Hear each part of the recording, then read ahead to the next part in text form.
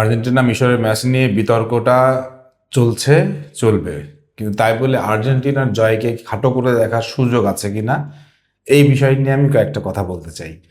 আমি রাত্রেবেলা ইনস্ট্যান্ট একটা ভিডিও করছিলাম, করে ঘুমাই গেছি। সকালবেলা উঠে দেখি অনেক ফেসবুকে অনেক কমেন্টসে ভরে গেছে, অনেক কিছু হয়েছে। ইভেন আমাদের অনেক বড় বড় কন্টেন্ট ক্রিয়েটররা এটা বলার চেষ্টা করতেছেন যে আর্জেন্টিনা এই ম্যাচ পাতানো ছিল, ফিফা এই ম্যাচ তাকে উপহার দিছে। আমি শুধু এই ব্যাপারটা বলতে চাই, মানে মানে কন্টেন্ট ক্রিয়েশনের যারা আমাদের বড় ভাইরা আছেন, আমাদের যারা মানে উত্তরসূরি আছেন, তাদের শুধু এটুকু বলতে চাই যে বিশ্বকাপে ম্যাচ পাতানো থাকে, এই উদাহরণ আমরা নিজেরাই তৈরি করছিলাম এক সময়। ইন্ডিয়া আমাদেরকে হারাই দিছিল, ওইটা আমরা বলছিলাম। এবং এই জিনিস ক্রিকেটের কি, মানে এই জিনিসটা ওখানেও বলছিলাম। তারপরে ব্রাজিলের লোকরা বলে আর্জেন্টিনা হচ্ছে ফিফার টিম, এগুলো বলি। বাস্তবতা কি এই জিনিসগুলো একটু খোঁজার চেষ্টা করব। ভাই একটা জিনিস বুঝেন, আর্জেন্টিনার চাইতে বড় দেশ, বড় ধনী ক্রিকেট, ধনী ফুটবল ফেডারেশন তো আছে। ব্রাজিল ফুটবল ফেডারেশন তো আর আর্জেন্টিনা ফেডারেশনের চেয়েও একেবারে কম না। আর্জেন্টিনা ফিফাকে কিনতে পারে, তো ব্রাজিল কিনতে পারে না কেন? স্পেন কেনে না কেন? ফ্রান্সের তো কিনতে পারার কথা, জার্মানির কিনতে পারার কথা, তারা কেনে না কেন? এই জিনিসগুলো যারা বলেন তারা আর্জেন্টিনার টিমটাকে ছোট করার চেষ্টা করেন। প্রথমত, আমি আর্জেন্টিনার কোনো তো সমর্থক না, সো আমি নিরপেক্ষ জায়গা থেকে বলতেছি। প্রথমত হচ্ছে আর্জেন্টিনাকে ছোট করার চেষ্টা করেন। দ্বিতীয়ত হচ্ছে এই ভিএআর, এই রেফারিং নিয়ে সারা জীবন জার্মানির বিপক্ষে যা হয়েছে, ওই ব্যাপারে তো আপনারা একবারও মুখ খোলেন নাই। ওই ব্যাপারে তো একদম মুখে হাত দিয়ে বসেছিলেন, তখন তো কিছু বলেন নাই। কারণ জানেন এই কথা বললে তো ভিউ বাড়বে না, এই কথা বললে ভিউ বাড়বে না, কিন্তু আর্জেন্টিনার বিপক্ষে বললে ভিউটা বাড়বে। আমি আর্জেন্টিনার পক্ষেও আজ বলবো না, বিপক্ষেও বলবো না, কিন্তু জার্মানির সাথে প্যারাগুয়ে ম্যাচে যে গোলটা বাতিল করা হলো, এই গোলটা নিয়ে তো একজনকে ভিডিও করতে দেখলাম না। একজনও তো বললেন না যে না এই জায়গাটা রেফারিংটা খুব অন্যায় হয়েছে, তখন তোকে বললেন না। ব্যাপারটা হচ্ছে কি জানেন, ব্যাপারটা হচ্ছে আপনার হচ্ছে দ্বিমুখী নীতি। আপনারা ব্রাজিলের যারা সাপোর্টার, যারা কন্টেন্ট ক্রিয়েটাররা আছেন, তারা আর্জেন্টিনার প্রত্যেকটা জিনিসকে ছোট করার চেষ্টা করেন, যেটা একদম ট্রুলি অন্যায়। এবং আপনারা নিরপেক্ষ থাকার চেষ্টা করেন না। আমি নিরপেক্ষতা কেন বলতেছি, এই ম্যাচে ভিএআর নিয়ে নিরপেক্ষতা হারাইছে, এটা সত্য। এই ম্যাচে ভিএআর এর কিছু কিছু সীমাবদ্ধতা ছিল, কিছু কিছু ভুল ছিল, এটা সত্য। কিন্তু তার মানে এই না যে আর্জেন্টিনার ওই কামব্যাক, আর্জেন্টিনার ওই দুর্দান্ত মানসিকতার ফসলকে আপনি অগ্রাহ্য করবেন বা এটাকে অপমানিত করবেন, এইটা আপনি করতে পারেন না। ভিএআর নিয়ে কথা আমি বলতেছি, আমি এখনই বলতেছি। দেখেন, প্রথমত হচ্ছে যে সালাকে বক্সের মধ্যে যেই স্লাইড একটা ট্যাকেল ছিল, ওই জায়গাটায় তারা পেনাল্টির জন্য আবেদন করছিল, কিন্তু সেটা তারা দেয়নি। এবং ওই জায়গা থেকে রিবাউন্ড করে এসে কিন্তু তারা গোলটা খাইছে। আবার ঠিক একই ঘটনা যখন লিসান্দ্রো মার্টিনেজকে মানে ফাউল করে অ্যাটাক শুরু করা হয়েছে, সে গোল হয়েছে কাউন্টার অ্যাটাকে, তখন সেটা ভিআর বাতিল হয়ে গেছে। ঘটনা একই, কিন্তু একটাতে সূক্ষ্মভাবে ধরা হচ্ছে, একটাতে ধরা হচ্ছে না, বুঝলেন? আবার আর্জেন্টিনার ক্ষেত্রেও ঠিক উল্টা ঘটনাটাই ঘটছে। আর্জেন্টিনা যখন দেখা যাচ্ছে যে তাদের পক্ষে যেটা যাওয়ার কথা ছিল সেটা তাদের বিপক্ষে চলে গেছে, তখন সেই জিনিসটা আবার তখন আপনারা ওকে মনে করে নিয়েছেন। এখন আপনারাই তো বলতেছেন যে লিসান্দ্রো মার্টিনেজকে ওখানে ফাউল করছে, গোল হয়েছে কোথায়? ভাই, ফুটবলের জ্ঞান তো একটু রাখতে হবে। আক্রমণের শুরু, ফিফার গাইডলাইনে বলছে আক্রমণের শুরু থেকেই যদি কোনো ফাউল সৃষ্টি হয়, সেটা যদি গোলেও রূপান্তরিত হয়, তাহলে সেটা গোল হবে না। এখন ভিএআর এর সীমাবদ্ধতাটা কোথায়? ভাই, ভিএআর এর সীমাবদ্ধতা হচ্ছে যে ভিএআর এর ওই জায়গায় যে বসে আছে, উনার ক্যামেরার অ্যাঙ্গেল, উনার দৃষ্টিভঙ্গি, উনার বিচার বিবেচনা, উনার চিন্তার জায়গাটা হচ্ছে এখানে সীমাবদ্ধতা। এখানে ফিফাকে কিনে নেওয়ার ব্যাপারটা বারবার নিয়ে আসেন কেন? আমি তো বলতেছি যে আর্জেন্টিনা ফেডারেশন যে জার্মানির ফেডারেশন হাজার গুণে টাকা আছে, তারা চাইলেই ফিফাকে কিনতে পারে। তাহলে তারা বারবার শুধু আর্জেন্টিনায় কিনতে পারে কেন? আর্জেন্টিনায় কিনবে কেন? আর কেনার কোনো দেশ নেই? আর তার সাথে টাকা লাগে আমি দেবো। বাংলাদেশের বা বাংলাদেশ ফেডারেশন কিনে ফেলুক আর্জেন্টিনা, এই ফিফাকে, যে বিশ্বকাপে খেলুক। যারা এই ফিফাকে কিনে ফেলে, এই কথাটা একদম দয়া করে বলেন না, দয়া করে বলেন না, এই কথাটা বাদ দেন, এই কথাটা মানায় না।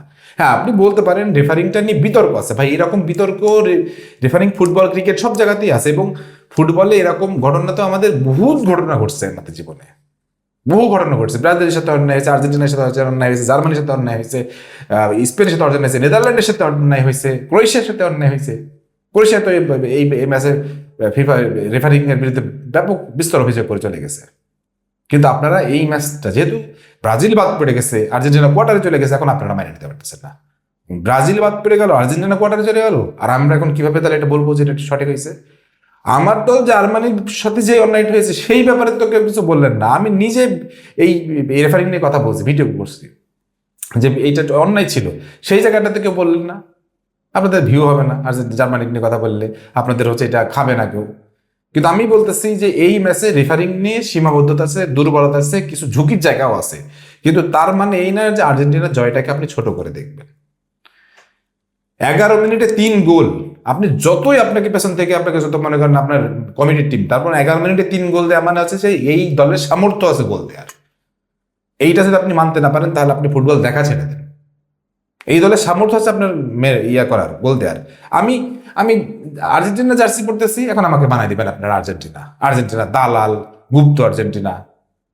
ভাই এখন আমি কতবার বলবো যে আমি জার্মানি সাপোর্টার, কিন্তু আমি সত্য কথা তোমাকে বলতে হবে। ব্রাজিলের সাথে যেদিন অন্যায় হয়েছে সেদিন আমি বলছি ব্রাজিলের সাথে অন্যায় হয়েছে, যেদিন আর্জেন্টিনার সাথে অন্যায় হয়েছে বলছি।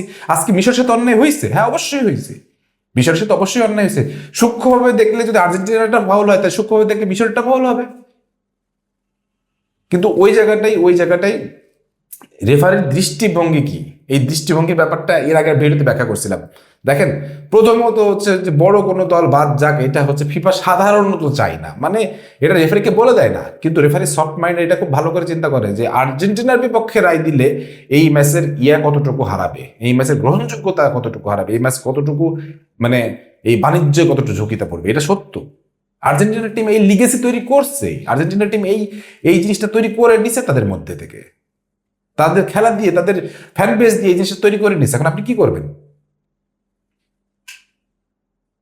ব্রাজিল এই ম্যাচটা ব্রাজিল যদি খেলতো 11 মিনিটে 3টা গোল যদি কামব্যাক করতো, তাহলে এখন এই রেফারিং যদি হইতো, ব্রাজিলের যারা সাপোর্টার আছে, কন্টেন্ট ক্রিয়েটার আছে, তারা বলতেন যে না এই রেফারিং ভুল হয়েছে, হ্যান হয়েছে, তেন হয়েছে, তখন বলতেন না এটা কামব্যাক।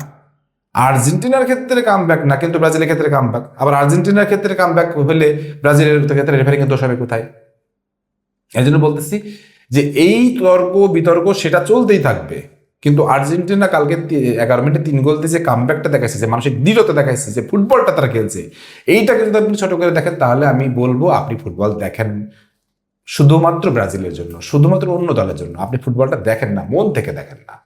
আমি জার্মানি সাপোর্টার হয়ে বলতেছি, কালকে আমি নিজেই টেনশনে পড়ে গেছি যে আর্জেন্টিনা বাদ হয়ে যাচ্ছে, মানে বড় বড় দল সব বাদ চলে গেল। সেই জায়গা থেকে একটা কামব্যাক দেখা, একটা দুর্দান্ত ম্যাচ দেখা, এই জিনিসটা আমাকে অনেক আপ্লুত করছে। আমি এতটা এক্সাইটেড ছিলাম খেলা শেষে যে আমার কাছে মনে হয়েছে যে দ্যাট ইজ মোর ফাইন। আর আমার যারা আমাকে বলতেছে আর্জেন্টিনা গুপ্ত, আর্জেন্টিনা দালাল, ভাই আমার চ্যানেলে আর্জেন্টিনার ফ্যান ফলোয়ারই নাই, সব ব্রাজিল আর জার্মানি। আমি এই ভিডিও দেওয়ার পরে দেখবেন আমাকে প্রচুর গালিগালাজ করা হবে। তারপরে আমি বলতেছি এই ম্যাচে রেফারিং নিয়ে অনেক বিতর্ক আছে, কিন্তু আর্জেন্টিনা জয়কে খাটো করে দেখার কোনো সুযোগ নেই। এটা তারা প্রমাণ করছে যে তার দল হিসেবে কতটা ভয়ঙ্কর হয়ে উঠতে পারে। এই জন্য বলতেছে এই বিতর্ক বাদ দেন।